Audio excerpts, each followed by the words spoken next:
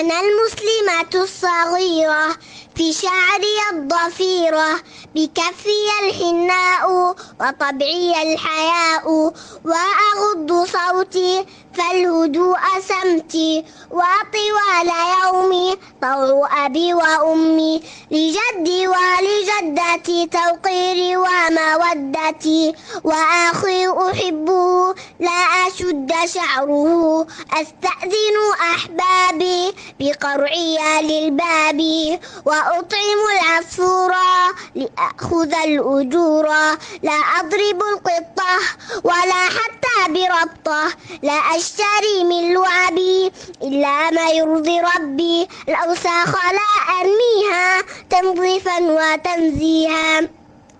وأكلي باليمين لا وقفا بيقيني، وفتاة الكعك أطعمه للديك، أهرع للصلاة فور الأذان آتي، لا ألهو كل الوقت فللعلم وقتي،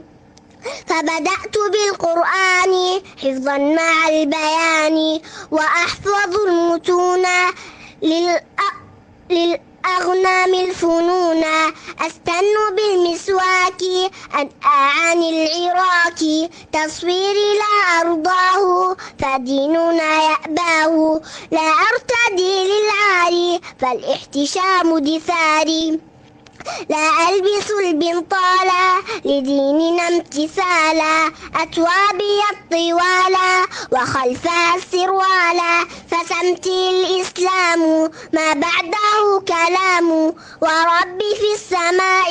لوحده التجائي، ونبي قدوتي وله محبتي، أدابي من السنة ففيها ثم الجنة، ذا خلقي وزينتي رضا الرحمن بغيتي. أيها الناس، اتقوا الله تعالى في أنفسكم وفي أهلكم وأولادكم، واعلموا أن دعاة التغريب من الخارج والداخل يريدون أن يخرجوا المرأة على شرائع الإسلام، وأن يلبسوها لباس الغرب، وأن يخلعوا عنها كل حياء وحشمة، وأن تصبح مثل المرأة الكافرة. يريدون هذا، ولذلك تكلموا في الحجاب، تكلموا في الاختلاط،